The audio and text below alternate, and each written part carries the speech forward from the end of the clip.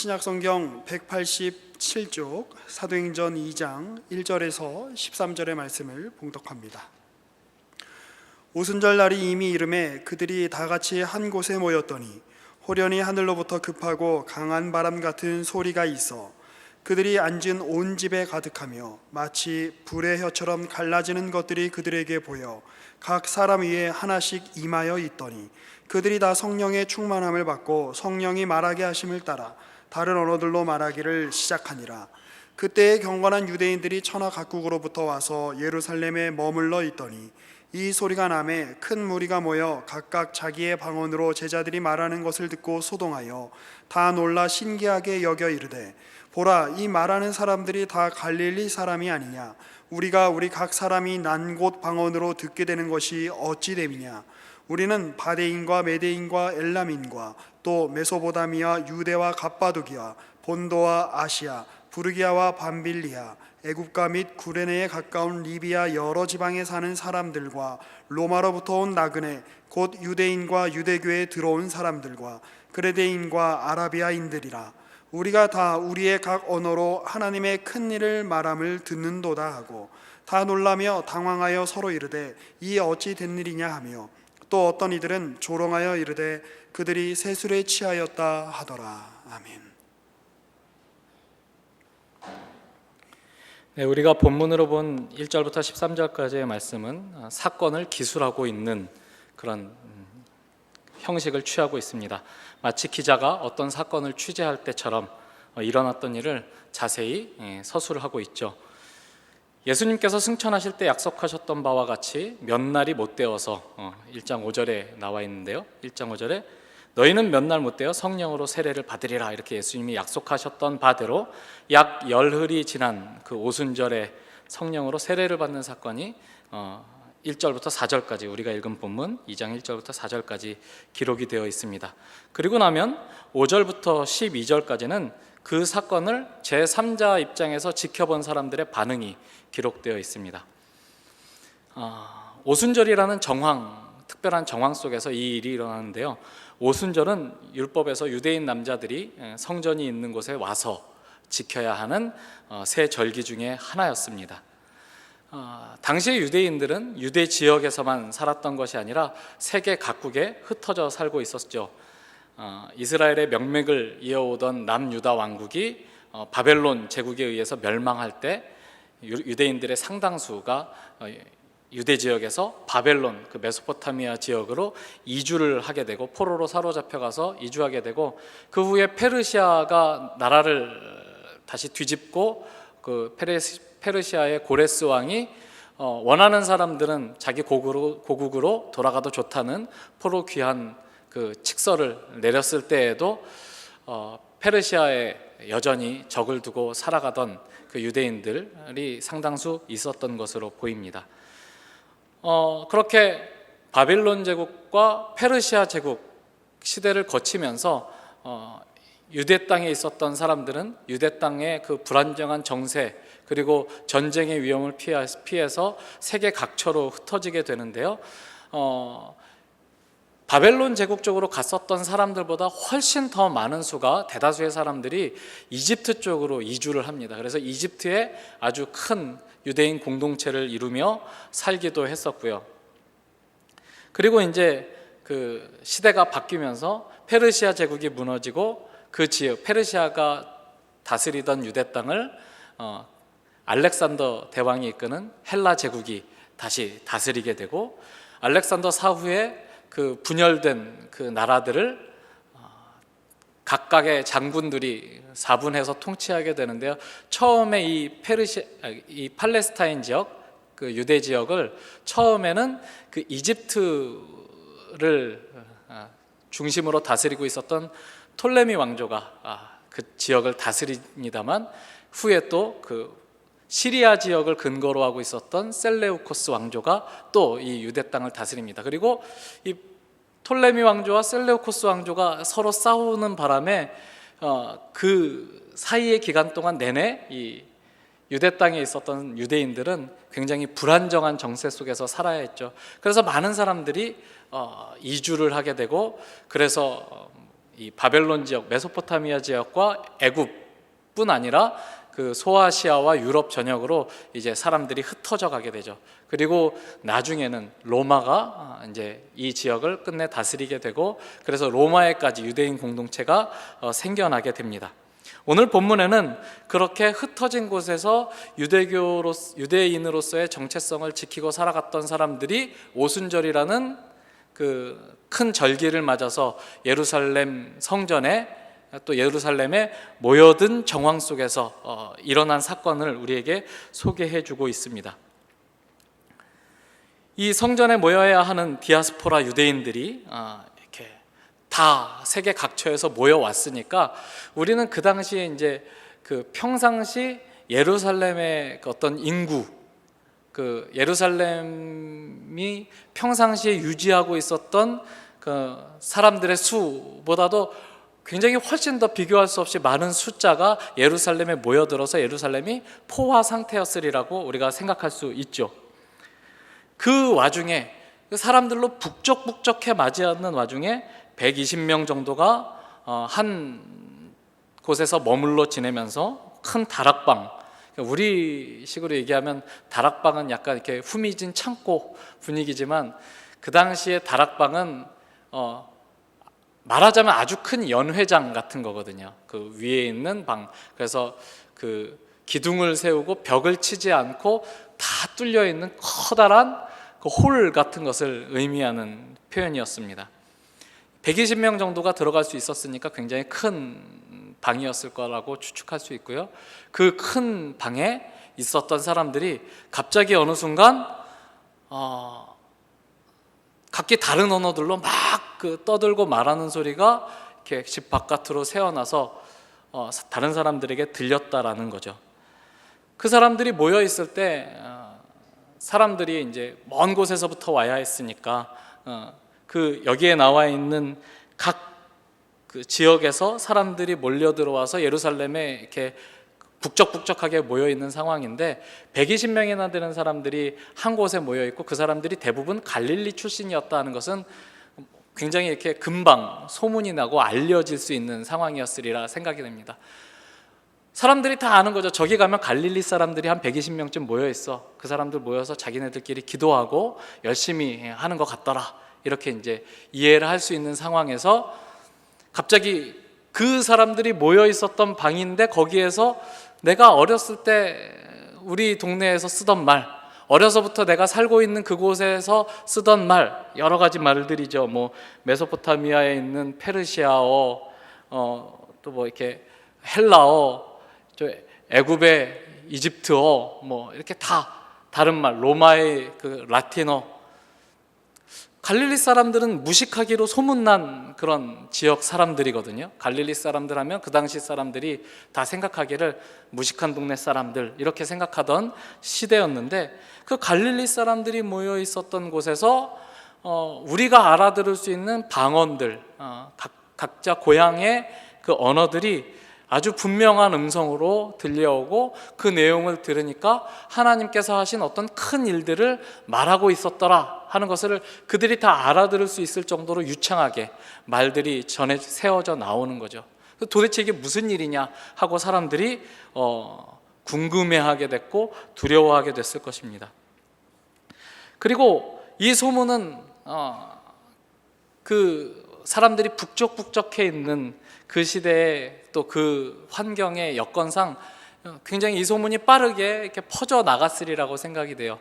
많은 학자들이 이 다락방이 성전 아주 가까운 곳에 있었던 곳이었으리라 생각을 합니다.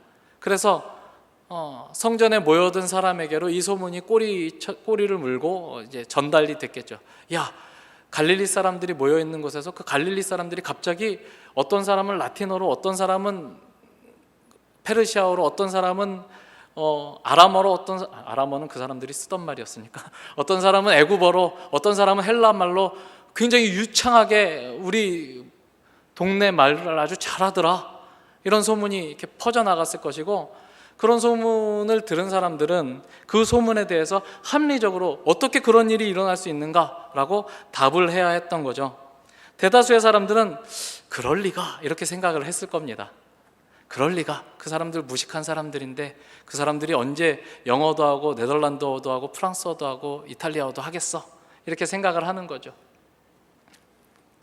그래서 이 갈릴리 출신 무식한 사람들이 굉장히 다른 언어들로 유창하게 그 하나님의 큰 일, 어떤 복음의 소식을 전하고 있다는 소식이 듣자 사람들은 곧 이렇게 비아냥되기 시작했던 거죠. 그럴 리가 없어. 술 취했나 보지, 제정신이 아닌가 보지 라고 생각해야 됐던 것이죠. 여기까지가 오늘 우리가 읽은 본문에서 소개하고 있는 내용입니다. 그리고 나면 이 사건에 대해서 베드로가 이 사건이 어떤 의미를 갖는지 설명하는 그 설교가 시작이 됩니다. 누가는 베드로의 입을 통해서 이 사건의 의미를 정리하죠. 그럴 리가 없다. 이거 납득이 안 된다. 어떻게 이런 일이 일어날 수 있느냐라고 생각하는 사람들 앞에 서서 베드로는 그들이 보고 있는 이 사건, 그들이 전에 들은 이 사건이 그들이 알고 있고 그들이 합리적인 사고로 이렇게 포용할 수 있는 그 사고의 틀을 넘어선 사건이라고 선포하는 설교를 지금 전하고 있습니다. 이것은 사람이 생각할 수 있는 성격의 일이 아니다. 당연히 납득이 안 되는 일이다. 왜? 이 일은 하나님이 하고 계시는 일이기 때문에 그렇다. 이렇게 이제 설명을 하는 거죠. 베드로는 요엘서의 예언이 이 사건을 통해서 성취된 거다라고 설명을 우리에게 해주고 있습니다. 그러면서 요엘의 예언을 동원하죠.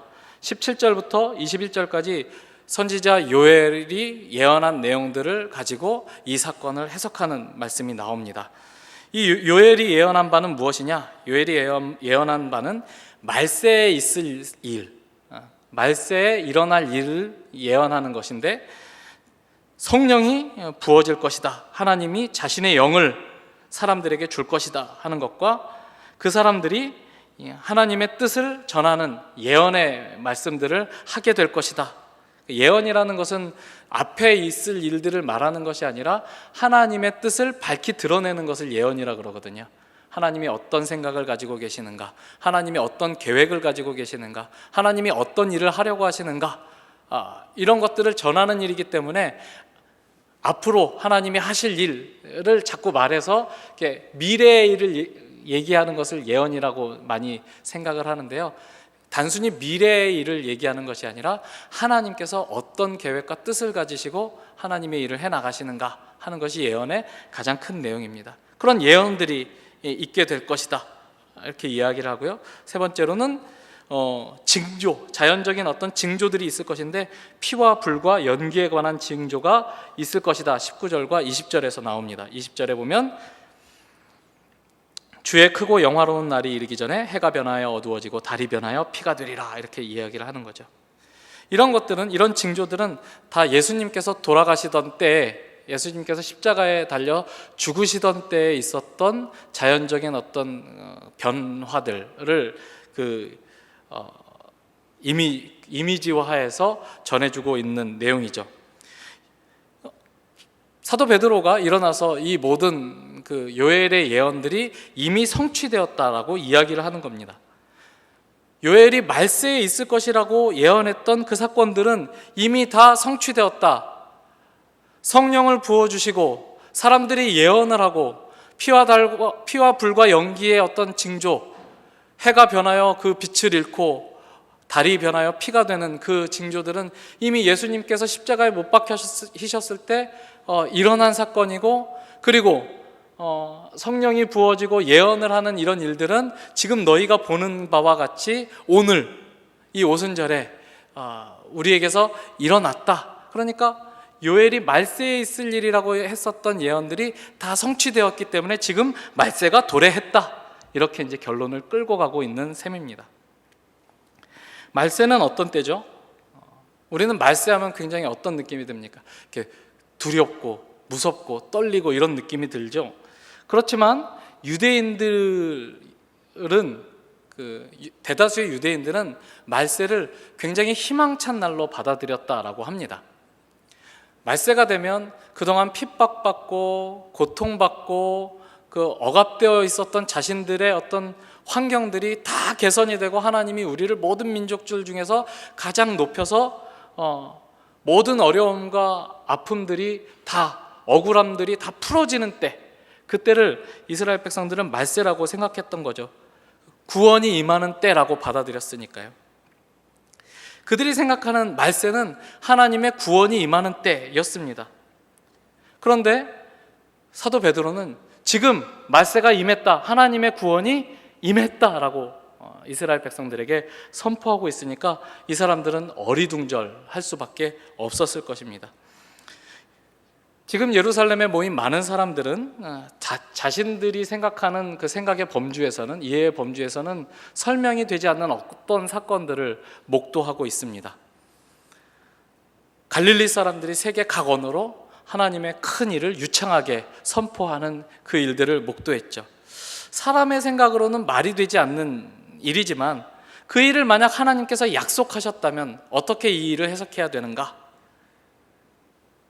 만일 그 하나님이 너희들이 어떤 말이 안 되는 사건이 일어나는 것을 보거든 그 일이 내가 한 일이라는 사실을 알아차리라고 어떤 선지자를 통해서 미리 예언하셨다면 그 일은 그들의 이해의 범주를 넘어가 있을수록 하나님이 하신 일이라는 증거가 됩니다. 바로 오늘 이 오순절날 성령이 부어지고 많은 갈릴리 사람들이 그 하나님의 큰 일을 각종 방언으로 선포한 이 사건이 하나님이 하신 일이라는 사실에 대한 큰 증거라고 사도 베드로가 선포하고 있는, 결론을 내리는 그런 설교를 하고 있는 거죠.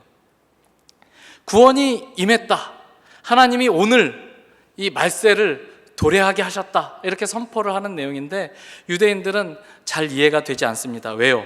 그들이 생각하는 구원과 지금 일어나고 있는 일들이 너무나 동떨어져 있기 때문에 그렇습니다. 그들이 바라고 있었던 구원은 외적인 환경이 호의적으로 바뀌는 그런 방식으로 일어나는 구원이었기 때문이죠. 정치적으로, 경제적으로, 군사적으로 다른 민족들보다 좀 우월해지기를 기대하고 있었습니다. 그런데 아무런 변화도 일어나지 않았고 외적으로는 여전히 로마가 막강한 권세를 행사하고 있는 이 시점에 구원이 이미 임했다라고 하면 당연히 무슨 소리냐, 변한 것이 아무것도 없지 않은가, 이런 생각을 할 수밖에 없는 것이죠. 그래서 베드로가 23절부터 36절에 이르기까지 그들이 생각할 때 아무 일도 일어나지 않았는데 그게 무슨 소리냐라고 했었던 그 의구심에 대해서 아무 일도 일어난 것 같지 않지만 사실은 어떤 결정적인 일이 이미 일어났고 어떤 결정적인 국면의 전환이 이미 일어났다라는 사실을 전하려고 그 다음의 말씀을 이어가고 있는 거죠. 이 구절들은 예수님에 관한 증언들로 이루어져 있는 것을 보게 됩니다. 가장 두드러지는 증언은 분명히 십자가에서 처형이 되었고 많은 사람들이 그의 죽음을 확인했었던 그 나사렛 예수가 다시 살아나셨다라는 증언입니다. 하나님께서 그를 사망의 고통에서 풀어 살리셨다. 이는 그가 사망의 고통에 매여 있을 수 없었기 때문이다 라고 이제 선포를 하면서 이 이야기들을 시작해 나가고 있습니다. 그가 사망에 매여 있을 수 없었던 이유는 무엇이냐? 그는 다윗이 예언한 바에 따르면 썩음을 당하지 않을 것이라고 예언된 거룩한 자이기 때문에 그는 무덤에 남아있을 수 없었다, 죽음에 매여 있을 수 없었다, 이렇게 32절에 선포를 하는 거죠. 다윗이 미리 내다본 예수 그리스도의 부활이 예수님, 너희가 십자가에 못 박은 그 예수를 통해서 실현이 되었다. 그리고 우리가 이 모든 사건의 증인이다, 우리가 봤다라고 사도 베드로가 선포하고 있는 것입니다. 뿐만 아니라 33절로 넘어가시면 하나님이 오른손으로 예수를 높이심에 그가 약속하신 성령을 아버지께 받아서 너희가 보고 듣는 이것을 부어주셨다라고 말씀을 해서 그는 단순히 죽음에서 살아나셨을 뿐만 아니라 높아지셨다, 승천하신 사건을 말합니다. 높아지셨다, 승천하셔서 하나님의 보좌 우편에 앉아 계시다. 그리고 그분께서 올라가셔서 하늘로부터 성령을 쏟아 부어주셔서 오늘 너희가 보고 듣는 바대로 이 갈릴리 무식한 사람들이 너희들이 나고 자란 곳의 말로 하나님이 하신 큰 일을 유창하게 너희들이 알아들을 수 있게 방언으로 선포하고 있는 것이다 라고 이렇게 이야기하는 것이죠. 14절에 보시면 베드로가 11사도와 함께 서서 소리를 높여 이르렀다 이렇게 이제 이야기하는 대목이 나옵니다. 이 일은 사도 베드로가 독단적으로 감행한 것이 아니라 그때 함께 성령을 받았던 사도의 무리, 그 사도들로 대표되는 120명 전체, 그때 함께 모여 성령을 받은 사람 전체가 공통적으로 이렇게 하는 일을 사도 베드로가 대표성을 가지고 이렇게 설명하는 것임을 우리가 알 수 있습니다. 이 말은 1장 8절에서 예수님께서 약속하신 대로 오직 성령이 너희에게 임하시면 너희가 권능을 받고 예루살렘과 온 유대와 사마리아와 땅끝까지 이르러 내 증인이 되리라 하고 약속하셨던 그 약속이 성취된 사건이라는 것을 우리에게 알려주고 있습니다. 그렇게 그들이 증인으로 거듭나는 것입니다. 예수님이 부활하셨음을 보고도 그 부활의 의미를 깨닫지 못하고 대체 어떤 일이 일어났는지를 가늠조차 하지 못했던 부활의 목격자들이 그 부활의 의미를 깨닫고 하나님이 하신 큰 일의 그 의미를 깨달아서 성령의 깨우치심으로 깨달아서 많은 사람들 앞에서 증인으로 세워지는 사건이 이 오순절 성령 강림으로 말미암아 일어나게 되었다라고 알려주고 있는 것이죠. 그리고 베드로와 사도들이 증인이 되어 예수 그리스도를 이렇게 증언합니다. 37절 이후의 말씀을 보면 그 32절부터 보시죠. 이 예수를 하나님이 살리신지라 우리가 다 이 일의 증인이로다. 하나님이 오른손으로 예수를 높이심에 그가 약속하신 성령을 아버지께 받아서 너희가 보고 듣는 이것을 부어주셨느니라.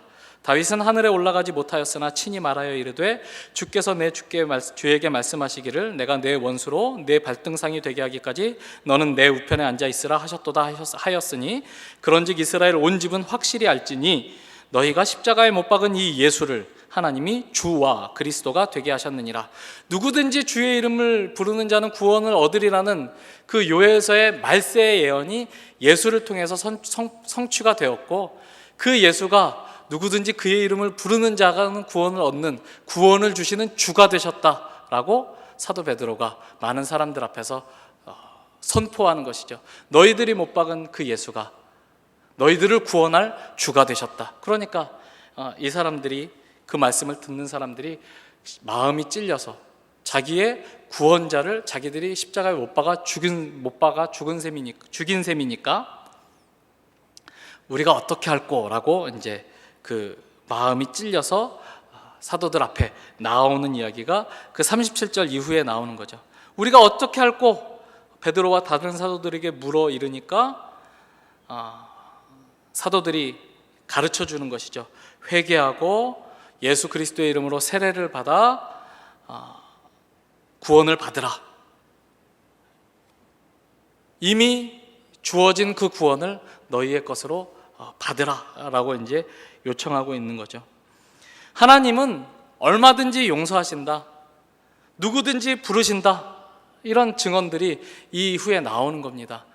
십자가에 예수를 못 박은 너희들을 하나님이 구원하시려고 그 일들을 허락하셨고 너희들을 구원하시려고 십자가에 못 박히신 그 예수가 너희들의 주가 되셨다. 그러니 회개하라. 그러니 예수 그리스도의 이름으로 세례를 받으라. 이렇게 구원의 문을 열고 구원의 문을 열었을 때 3,000명이나 되는 사람들이 이 날에 세례를 받았다라고 41절에 나옵니다. 그 말을 받은 사람들은 세례를 받음에 이날의 신도의 수가 3,000이나 더했다. 우리는 본문으로 오순절에 성령 강림한 사건을 살펴보았습니다. 그리고 그 사건이 어떤 의미를 갖는지도 사도 베드로의 설교로 살펴보았고요. 이 오순절 성령 강림 사건과 그 후에 복음이 선포되고 그 복음으로 말미암아 수많은 사람들이 회심하고 교회로 들어오고, 그래서 구원의 공동체, 교회 공동체가 이렇게 성장하는 이런 모습들을 이렇게 쭉 보여주는 것은 우리들에게 성령을 받으면 이런 결과가 임한다라는 사실을 가르쳐 주려고 우리에게 소개하고 있는 사건이 아닙니다. 많은 사람들이 이 말씀을 보면서도 이 말씀을 인과적으로 이해해서 우리가 성령을 충만히 받고 그리고 담대하게 복음을 전하면 마땅히 부흥이 되고 마땅히 사람들이 우리의 증언을 받아들여서 가슴을 치고 회개하는 일이 일어날 거다라고 생각을 하고, 그래서 그런 일이 일어나지 않는 것은 우리가 성령 충만하지 않았기 때문이고 우리가 하나님의 그 맡기신 복음을 담대하게 증언하지 않았기 때문이다라고 거꾸로 결과론적으로 재해석해서 우리가 그러니까 다시 성령을 받아야 된다 이렇게 해석하는 교회들도 많고, 그렇게 해서 잘못된 가르침에 빠지는 사람들도 굉장히 많은 것 같습니다. 그렇게 해석할 내용이 아닌 거죠. 지금 이 사건에서 강조하는 바는 어떤 결과가 있게 하기 위해서 어떤 원인이 있어야 하는가를 우리에게 가르치는 것이 아니라, 원인은 모르지만 이미 일어나고 있는 이 사건이 도대체 어떤 의미가 있는 일이냐, 대체 무슨 일이 일어나고 있느냐 하는 것을 우리에게 가르쳐주는 사건이라는 거죠. 성령이 부어진 사건. 그래서 많은 무식한 사람들이 세계 각국의 방언으로 하나님의 큰일을 선포하는 사건, 제자들과 모인 무리들이 증인이 되고 그들이 증언한 증언으로 많은 사람들이 회개하고 그리고 교회 공동체가 부흥하고 교회가 형성된 이 모든 사건은 어떻게 하면 이런 일이 일어나느냐를 가르쳐 주기 위해서 우리에게 동원하고 있는 대목이 아니라 하나님이 지금 구원을 베풀고 계시다라는 사실을 우리에게 집중하게 하는 사건이라고, 기록이라고 우리가 이해를 해야만 합니다. 하나님이 지금 은혜를 베푸셔서 오늘 사람을 구원하신다. 지금이 바로 말세다. 그 말세는 하나님이 구원하는 때다. 이런 뜻으로 말세다라는 이야기죠. 그 말세는 여전히 오늘까지 우리에게 이어지고 있습니다. 주님께서 다시 오실 날까지는 말세입니다. 그러면 우리가 이 말세를 어떻게 이해를 해야 되느냐? 하나님이 문을 열고 사람들을 구원하시는 때로 받아들여야 된다라는 것이 오늘 우리가 읽은 본문에서 강조하고 있는 강조점이죠. 하나님이 은혜를 베푸셔서 사람들을 구원하시고 이 은혜와 용서와 구원을 받아 하나님과 회복된 관계를 누리라라고 사람들을 초청하는 시간으로 이 말세가 우리에게 주어지고 있다라고 우리가 이 말씀들을 읽어야 됩니다. 그러나 우리는 많은 경우 이 말씀을 읽으면서도 이 말씀으로 말미암아 사도들과 그 모인 무리들이 가졌던 어떤 설득력, 능력, 힘을 갖기를 원한다는 것이죠. 베드로와 같은 능력으로 전도하면 막 회개하고 부흥하고 그러기를 기대하는데, 중요한 것은 결과가 아니다라고 말하는 거죠. 하나님이 너에게 원하시는 것은 결과가 아니다. 지금 있는 그 자리에서 증인으로 부름을 받아 구원의 문을 열고 하나님의 은혜로우심과 하나님의 구원하심을 사람들 앞에 선포해라. 너희들이 못 박은 이 예수를 하나님이 살리셔서 너희의 주가 되게 하셨다라는 그 사실을 선포하라고 요구하시는 거죠. 증인으로 네가 있는 그 자리에서 서라 라고 요구하는 것입니다. 결과는 예측 불가입니다. 우리의 손에 있지 않습니다. 똑같이 성령 충만하고 베드로보다 훨씬 더 길게 설교했고 이스라엘 역사 전체를 이렇게 정리해서 사람들에게 유창한 설교를 했었던 초대교회의 7 집사 중 하나였던 스데반 집사는 그 설교를 하고 돌맞아 죽습니다. 그러나 그 사건 속에 개입해 있었던 청년 사울이 그 사건에 연루돼서 하나님께 붙잡힘을 받게 되고, 그를 하나님이 이방인의 사도로 세우셔서 복음이 이방으로 확장되어 가요. 그가 사도 바울이 되고, 이 사도 바울은 그의 평생에 스데반을 죽였던 그 사건 때문에 그 누구보다도 하나님의 은혜를 강조하고 율법주의의 도전에 맞춰서 기독교 신앙을 순전하게 지켜내는 놀라운 역할을 감당하게 됩니다. 각각 자기의 역할이 있습니다. 베드로의 역할이 있고 스데반의 역할이 있고 사도 바울의 역할이 있습니다. 그리고 무명의 역할이 있죠. 우리 지난 시간에 강선 목사님께서 본문으로 삼았던 그 본문에서 가룟 유다가 죽은 다음에 12사도의 한 자리가 비니까 베드로가 이 자리를 다른 사람이 채워야 된다라고 성경 말씀을 통해 사람들을 권면하여 한 사람을 세우죠. 두 사람을 뽑아서 그 중에 한 사람을 제비 뽑아 세웠는데 마띠아라는 사람인데, 그 마띠아라는 사람은 불행하게도 그 사건 이후에는 이름조차 다시 등장하지 않는 것 아닙니까? 그럼에도 불구하고 각각이 맡은 자리가 있고 맡은 역할이 있습니다.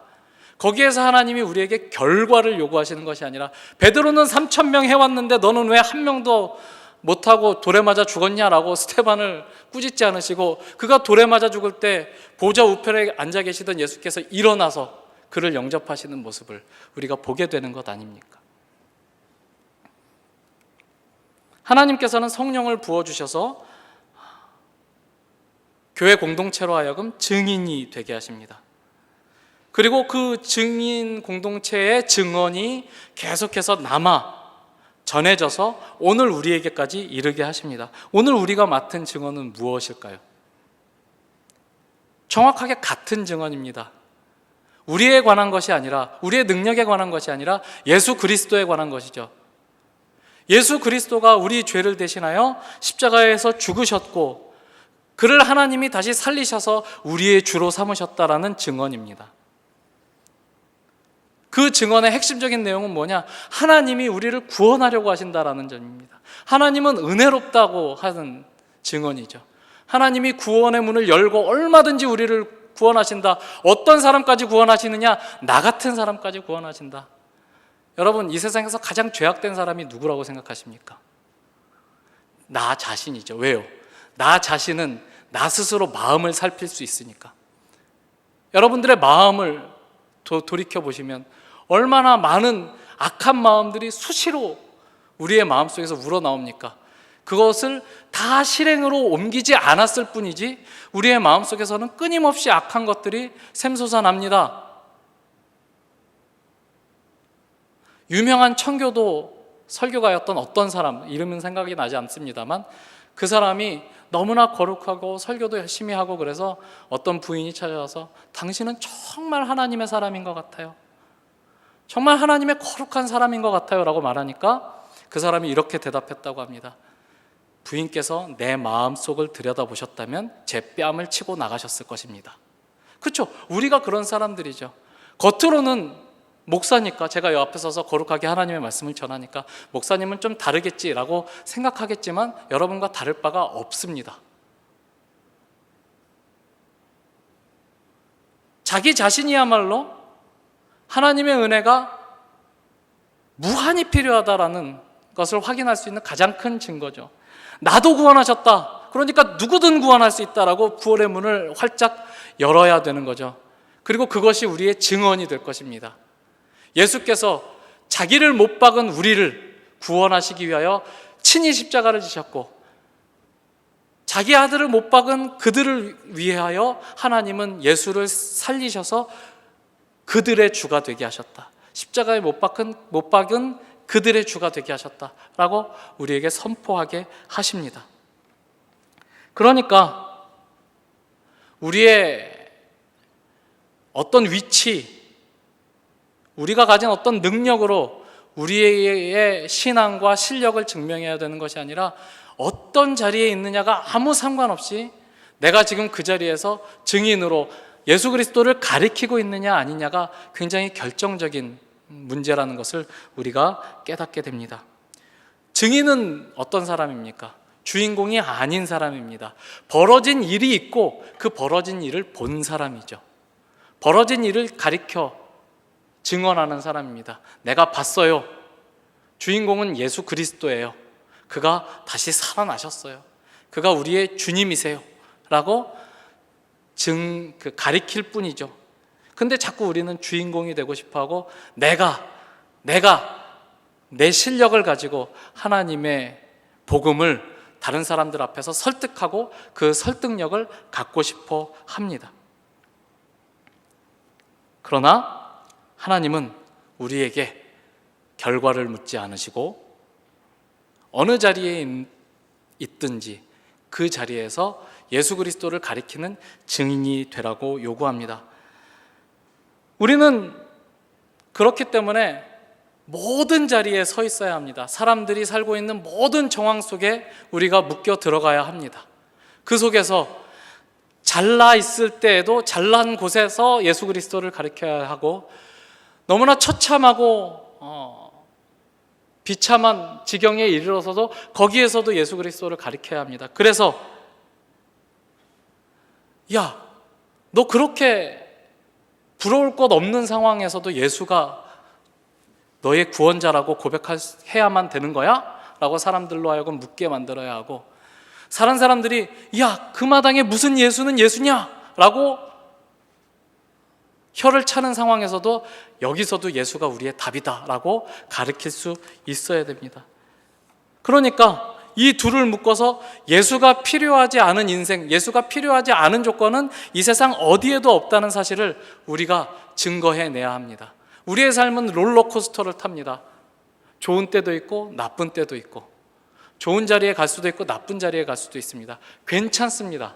좋은 자리에 가서 이 좋은 것이 우리의 영원한 만족을 주는 것이 아니라 예수 그리스도가 우리의 답이다. 상황과 조건이 문제가 아니라, 그것이 개선되는 것이 답이 아니라 예수 그리스도가 우리의 답이다라고 증언을 해야 하고, 다른 사람들이 좌절해버리고 그냥 무너져버리는 자리에서도 좌절하지 않고 무너지지 않고 줄을 붙들고 있는 사람으로 서야 하는 것입니다.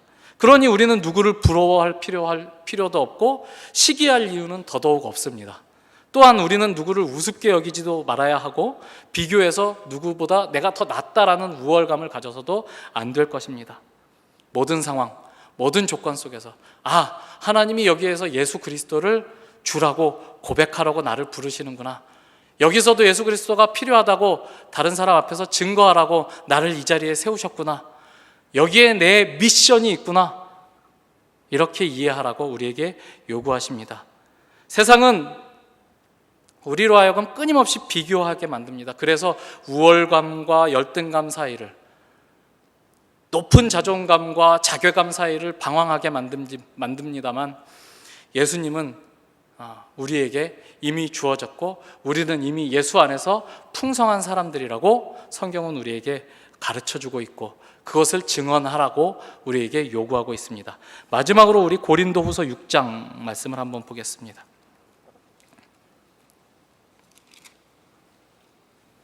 신약성경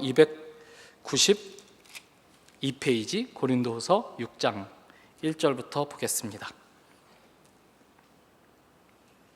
우리가 하나님과 함께 일하는 자로서 너희를 권하노니 하나님의 은혜를 헛되이 받지 말라. 이르시되 내가 은혜 베풀 때에 너에게 듣고 구원의 날에 너를 도왔다 하셨으니 보라, 지금은 은혜 받을 만한 때요, 보라, 지금은 구원의 날이로다. 지금 여기가 하나님께서 우리에게 구원을 베푸시는 때다라고 사도 바울이 선포하고 있죠. 그런데 그 선포, 그 증언을 하는 사도 바울은 어떤 상황에 처해 있습니까?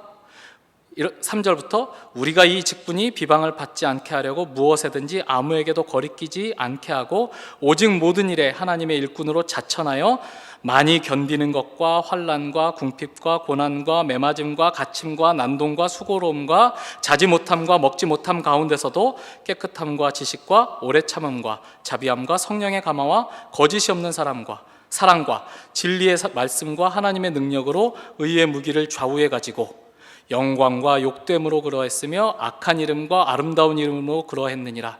우리는 속이는 자 같으나 참되고 무명한 자 같으나 유명한 자요, 죽은 자 같으나 보라 우리가 살아있고 징계를 받는 자 같으나 죽임을 당하지 아니하고 근심하는 자 같으나 항상 기뻐하고 가난한 자 같으나 많은 사람을 부요하게 하고 아무것도 없는 자 같으나 모든 것을 가진 자로다.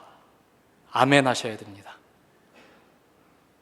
사도 바울이 이 자리에서 사람들은 우리에게 아무것도 가지지 못한 자라고 비방하지만 우리는 모든 것을 가진 자고, 사람들은 불쌍한 자라고 손가락질하지만 우리는 부유한 자고, 사람들은 우리가 악한 자라고 손가락질하지만 사실은 우리가 참된 자고 아름다운 자고, 세상의 판단에 너희를 내어 맡기지 말라.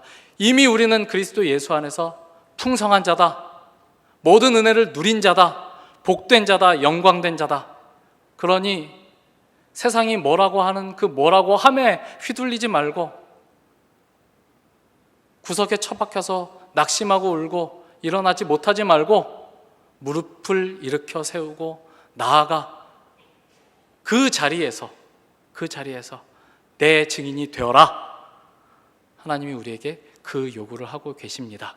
하나님이 그러라고 우리에게 성령을 부어주셔서 우리로 하여금 예수 그리스도가 우리의 주다라고 고백하게 하셨습니다. 이 고백이 갖는 의미가 무엇인지, 이 고백이 있다면 우리가 이 세상을 어떻게 살아야 하는지 다시 한번 되돌아보시고 우리의 인생을 하나님 앞에 세우는 말씀 되기를 바랍니다. 기도하겠습니다. 하나님 아버지, 감사합니다. 하나님께서 구원을 베푸시는 때입니다. 하나님께서 얼마든지 누구에게나 구원의 문을 여시고 우리를 초청하는 때입니다.